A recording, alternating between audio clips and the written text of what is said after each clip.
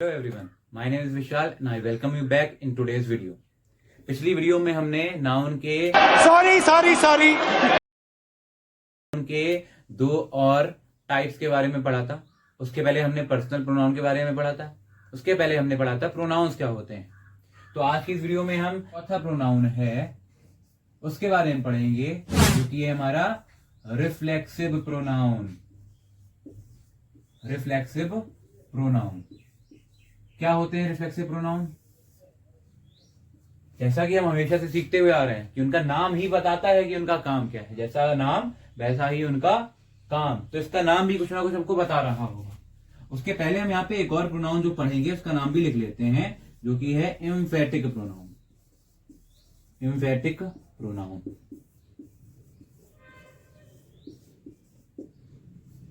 ठीक है। तो रिफ्लेक्सिव, इसका नाम क्या कह रहा है? देखो इसमें कोई सा वर्ड समझ में आ रहा है हमको कि जो हमने वर्ड सुना हो इसके अंदर भी आ रहा हो? Reflexive reflexive reflexive reflexive reflection. Reflection word जो है वो यहाँ पे आया है। रिफ्लेक्शन का मतलब क्या होता है? रिफ्लेक्शन मतलब होता है जब भी कोई चीज टकरा के वापस आता है हम क्या बोलेंगे? रिफ्लेक्सिव होती है। यहां पे क्या चीज वापस आएगी? यहां पे अगर हम कोई एक सेंटेंस लिख देते हैं, ही स्लेप्ड, उसने थप्पड़ मारा, इसने काम किया ना थप्पड़ मारने का। अब ये थप्पड़ मारने वाला काम वापस इसी के ऊपर अगर हो जाता है तो हम क्या बोलेंगे कि वो रिफ्लेक्सिव है। तो यहां पे हम एक वर्ड लिखेंगे हिमसेल्फ, कि उसने थप्पड़ मारा और वापस थप्पड़ उसी को पड़ा, मतलब उसने अपने आप को थप्पड़ मार लिया। जब उसने अपने आप को थप्पड़ मारा तो हम क्या बोलेंगे? यहाँ पे जो हिमसेल्फ वर्ड है उसने चीज का रिफ्लेक्शन होना बता दिया, इस काम के रिफ्लेक्शन को इसी कर्ता के ऊपर बता दिया, इसी सब्जेक्ट के ऊपर बता दिया। तो ये मेरा क्या कहलाएगा? रिफ्लेक्सिव प्रोनाउन कहलाएगा। तो हम एक चीज देख सकते हैं ना यहाँ पे कि ही तो सब्जेक्ट है, स्लैप वर्ब है, और वर्ब के बाद में क्या आया है? ये क्या आया है? ये ऑब्जेक्ट। क्या आया है? ऑब्जेक्ट आया है। तो वर्ब के बाद में ऑब्जेक्ट आया है, यानी कि जो मेरा रिफ्लेक्सिव प्रोनाउन है वो ऑब्जेक्ट के रूप में इस्तेमाल किया जाता है। और ये किसके संबंध में बात करता है? किसके बारे में बात करता है? सब्जेक्ट के बारे में, कर्ता के बारे में, कर्ता के बारे में बात करता है। सिंपल। तो जब भी कोई काम हो रहा होगा वो कौन कर रहा होगा? कोई पर्सन कर रहा होगा, या फिर एक व्यक्ति होगा जो कि मैं हूंगा, या फिर हम सारे लोग, या फिर यू, या फिर कई सारे लोग। कोई लड़का हो सकता है, कोई लड़की हो सकती है, कोई एक भी जान वस्तु भी हो सकती है, यानी कि ऐसी चीज जिसका कोई जेंडर नहीं है। इट। तो क्या होता है? हम बात करेंगे सारे के सारे पर्सनल प्रोनाउन क्या होते हैं। क्या होते हैं? याद है आपको? बताओ कौन कौन से होते हैं? आई होता है, वी होता है, you, they, he, she, it. बहुत अच्छे। I, we, you, they, he, she, it, ये सारे हमारे क्या होते हैं? पर्सनल प्रोनाउन होते हैं। जब भी इनके रिफ्लेक्सिव प्रोनाउन की बात की जाएगी, यानी कि मैं काम कर रहा हूंगा और जो ऑब्जेक्ट होगा वो मैं ही होऊंगा, यानी कि मैंने खुद को पैसे दिए, यानी कि I gave my self money, मैंने खुद को पैसे दिए। पैसे देने वाला भी मैं हूं, लेने वाला भी मैं ही हूं। तो हम बोल देंगे रिफ्लेक्सिव, यानी कि कर्ता को करने वाला और कर्ता को के काम को सहने वाला, जिसके ऊपर कर्ता का काम हो रहा है उसको हम बोलेंगे रिफ्लेक्सिव प्रोनाउन। तो आई के लिए हम बोलेंगे माई और साथ में लगा देंगे सेल्फ।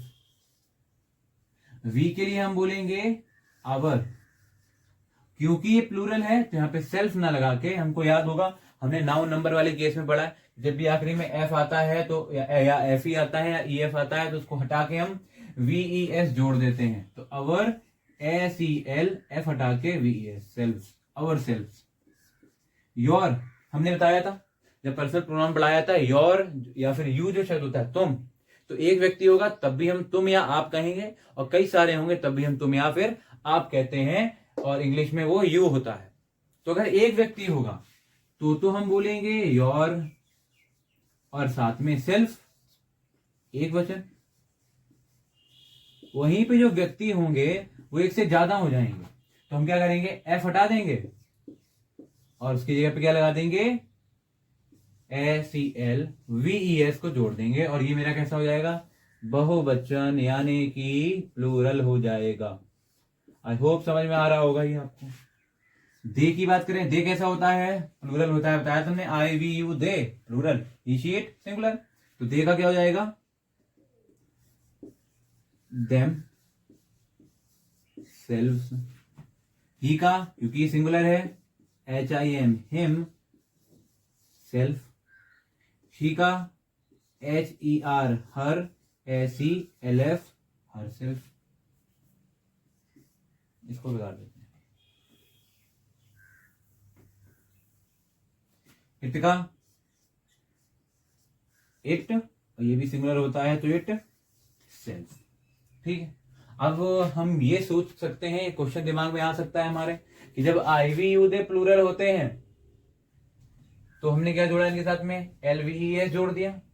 लेकिन यहाँ पे आई के साथ में SELF क्यों रखा, SELVES क्यों नहीं किया।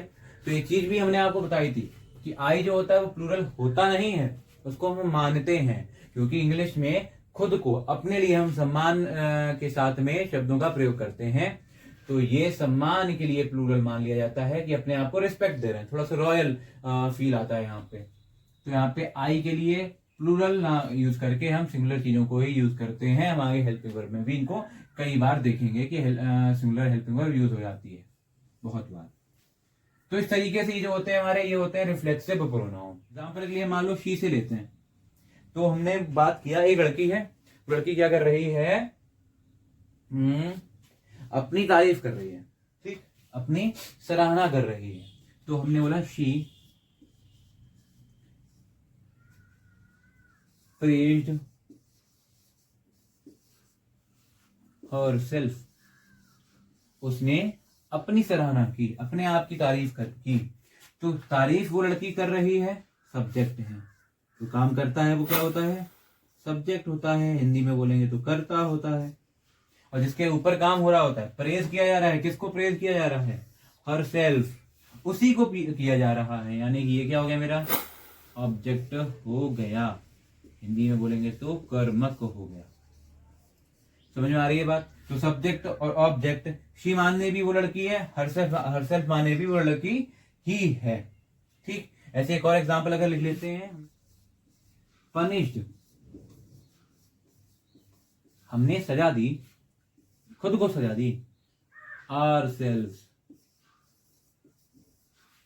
हमने खुद को सजा दी, वी पनिश ourselves। तो ये हमारा क्या हो गया, हमने सजा दी है, सब्जेक्ट करता, खुद को सजा दी है, ये क्या हो गया, सजा किसको मिली, ourselves को, तो ये हो गया ऑब्जेक्ट। सब्जेक्ट और ऑब्जेक्ट दोनों सेम हैं, समान हैं। ठीक है, तो यहाँ पे इस तरीके से हम पर्सनल रिफ्लेक्सिव प्रोनाउन का इस्तेमाल करते हैं। हिंदी में ये किस तरीके से होंगे, हिंदी में लिख सकते हैं इनको खुद ही, या खुद को ही, सेंटेंस के हिसाब से,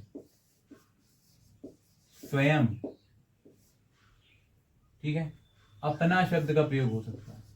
तो ये सारे आ रहे हैं तो हम बोल सकते हैं वो मेरा रिफ्लेक्सिव प्रोनाउन हो जाता है। अब इसको बिगाड़ेंगे जल्दी से, अगर एम्फेटिक प्रोनाउन, एम्फेटिक प्रोनाउन, जैसे कि सारे शब्द जो टॉपिक थे वो अपना नाम से डिफाइन हो रहे थे, वो अपने नाम से बता रहे थे कि वो क्या करते हैं, ये भी बताएगा, जैसा इसका नाम वैसा इसका काम, एम्फेटिक। तो अब यहाँ पे एक और जो इंपॉर्टेंट वर्ड है पोजेशन के अलावा, उसको याद रखने की जरूरत है, वो है एम्फसाइजेशन। एम्फसाइजेशन, एम्फसाइजेशन का मतलब होता है किसी भी चीज के ऊपर जोर डालना, किसी भी चीज को थोड़े ज्यादा प्रभाव के साथ में बोलना, उसको हम कह सकते हैं एम्फसाइजेशन हो रहा है, एम्फेसिस हो रहा है, एम्फसाइज कर रहे हैं। तो वहीं से ये वर्ड बनता है एम्फेटिक, और एम्फेटिक का मतलब हो जाता है किसी भी चीज पर जोर डालने के लिए जिस प्रोनाउन का इस्तेमाल किया जाता है उसे कहते हैं एम्फेटिक प्रोनाउन। यानी कि अगर हम यहाँ पे एक सेंटेंस लिखते हैं, पहले ही देख लेते हैं एम्फेटिक प्रोनाउन कौन कौन से हो सकते हैं, कैसे कैसे होते हैं। जैसे रिफ्लेक्सिव थे ना, my self, our self, your self, them self, him self, her self, it self. ऐसे ही एम्फेटिक प्रोनाउन कौन कौन से हो सकते हैं, तो यहाँ पे देखिए, यहाँ पे हम लिख देते हैं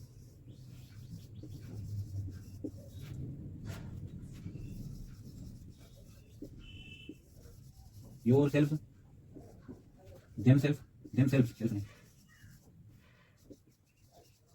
हिमसेल्फ, हरसेल्फ और इटसेल्फ, ये सारे क्या होते हैं?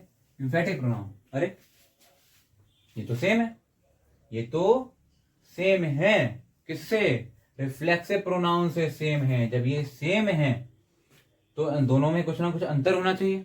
तो दोनों में अंतर क्या होता है? दोनों में अंतर ये होता है, रिफ्लेक्सिव प्रोनाउन में जो काम होता है वो कर्ता द्वारा ही किया जाता है और कर्ता के ऊपर ही उसका प्रभाव पड़ता है, यानी कि करने वाला और जिसके ऊपर प्रभाव पड़ेगा वो दोनों सेम होते हैं। यहाँ पे ऐसी कोई कहानी नहीं है। यहाँ पे इनका प्रयोग तो होगा लेकिन उस तरीके से नहीं होगा। किस तरीके से होगा? जोड़ देने के लिए होगा।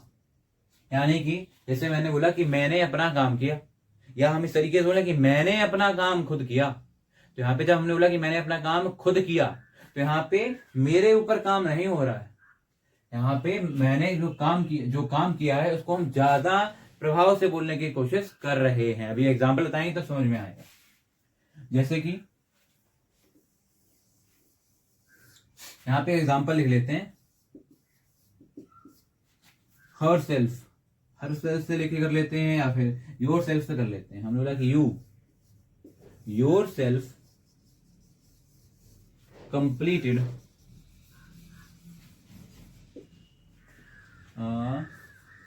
द वर्क, या फिर कंप्लीटेड के हम ले लेते हैं फिनिश द वर्क।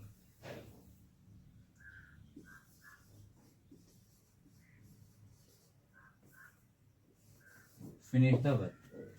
तुमने, योर सेल्फ का मतलब क्या था? रिफ्लेक्सिव में देखा था, खुद ही, स्वयं ही, अपने आप। तो तुमने खुद ही खत्म किया द वर्क, काम। तुमने जो काम है उसको खुद ही खत्म किया। हम ये नहीं कह रहे हैं कि तुमने अपने आप को खत्म किया। वर्क क्या है यहाँ पे? खत्म करना।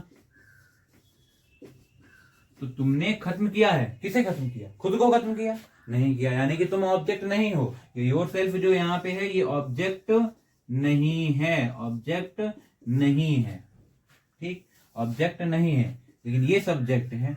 तो सब्जेक्ट ऑब्जेक्ट सेम नहीं है तो ये एम्फेटिक नहीं है। हम यहाँ पे क्या बोलेंगे? तुमने खुद ही अपना काम खत्म किया, खुद ही काम खत्म किया। ठीक है, बात थोड़ी थोड़ी क्लियर हो रही है। एक चीज और हमने देखी होगी पिछले वाले रिफ्लेक्सिव के एग्जाम्पल में, ये जो वर्ड था your self, my self, her self, it self, ये बाद में इस्तेमाल किया और यहाँ पे पहले इस्तेमाल किया। तो ये चीज भी लॉजिकल हो गई कि जब वर्ब के बाद में आता है तो ऑब्जेक्ट होता है, तो वर्ब के बाद में जब आएगा तो ऑब्जेक्ट की तरह काम करेगा, रिफ्लेक्सिव होगा। वर्ब से पहले अगर आ रहा है ज्यादातर तो क्या होगा? एम्फेटिक प्रोनाउन हो जाएगा। बात समझ में आ गई होगी इतनी सी। तो इस तरीके से इन दोनों में अंतर होता है। इसकी जल्दी से एक एक्सरसाइज लिखेंगे, उस एक्सरसाइज में देखेंगे, इनकी हिंदी बना के देखेंगे। ठीक, एक्सरसाइज हमने बोला कि मयंक ने अपने कपड़े खुद धोए। मयंक ने अपने कपड़े खुद धोए। मयंक ने अपने कपड़े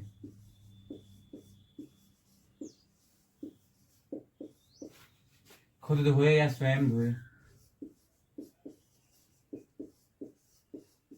धोए लिखा हुआ है यहाँ पे, ठीक है। तो मयंक ने अपना काम खुद किया है। मयंक ने काम क्या किया है? धोने का काम किया है। तो उसने क्या अपने आप को धोया है? नहीं, अपने आप को तो नहीं धोया उसने। अगर अपने आप खुद धोया होता तो वो जो मयंक था वही मेरा ऑब्जेक्ट होता, वही सब्जेक्ट होता। जब दोनों सेम सेम होते तो हम क्या बोलते? ये क्या होता? रिफ्लेक्सिव। क्योंकि उसने खुद के ऊपर काम नहीं किया है, यानी कि रिफ्लेक्सिव ना होके कौन सा है? एम्फेटिक है, एम्फेटिक प्रोनाउन है। तो हम इसको कैसे बनाएंगे? इसके लिए जो भी एम्फेटिक वर्ड इस्तेमाल किया जाएगा वो वर्ब से पहले कर लेंगे। मयंक सब्जेक्ट लिखेंगे, पास्ट इंडेफिनिट टेंस है। नहीं अगर अभी पता है तो कोई बात नहीं, आगे पता चल जाएगा। मयंक, मयंक क्या है?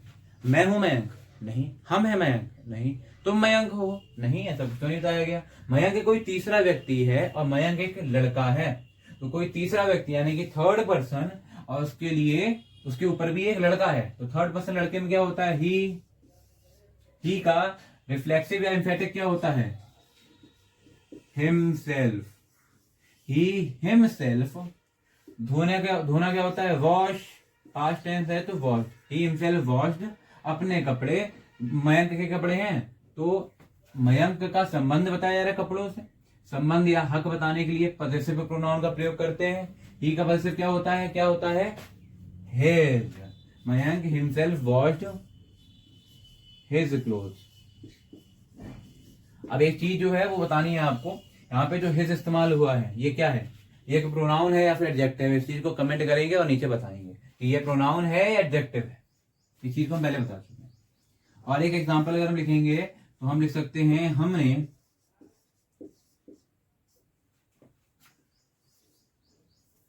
अपनी मदद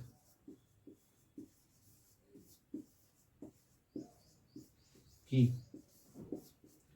हमने अपनी मदद की, तो यहाँ पे हम मदद कर रहे हैं, सब्जेक्ट करता है, काम हो रहा है, मदद किसकी मदद हो रही है, मेरी ही मदद हो रही है, हमारी ही मदद हो रही है। तो ये अपना शब्द आया है, ये हो जाएगा मेरा ऑब्जेक्ट।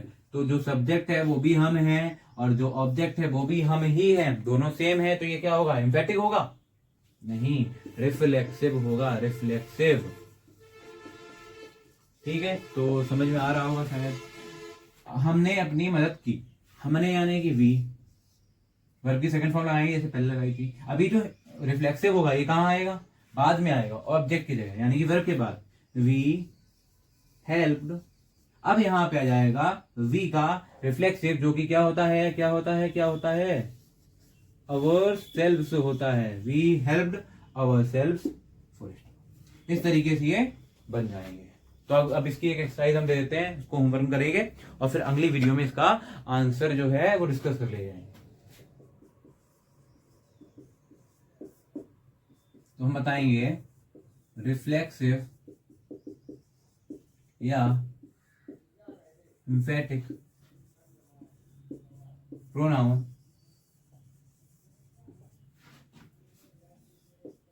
छांट कर लिखो। इंग्लिश में identify the type of pronoun या फिर आइडेंटिफाई रिफ्लेक्सिव और एम्फेटिक प्रोनाउन, इस तरीके से। पहला सेंटेंस है, he hit himself with for the exam. ठीक, तो he himself he hit himself with a knife. They showed themselves the new project. Mahima herself opened a new company. The principal himself taught us economics. That boy himself prepared for exam. तो आज की इस video में बस इतना ही। I hope समझ में आया होगा। अगर समझ में नहीं आया इसको रिपीट कर सकते हैं। उसके बाद भी कोई डाउट या सजेशन है तो आप कमेंट डाउन कर सकते हैं, और चैनल के अबाउट सेक्शन में जाके इंस्टाग्राम पे आप फॉलो कर सकते हैं। वहां पे अगर कोई वीडियो चाहिए या फिर कोई आपके पास सजेशन है तो उसको आप वहां पे शेयर कर सकते हैं। तो इसी तरह पढ़ाई करते रहें, हंसते रहें, मुस्कुराते रहें। धन्यवाद।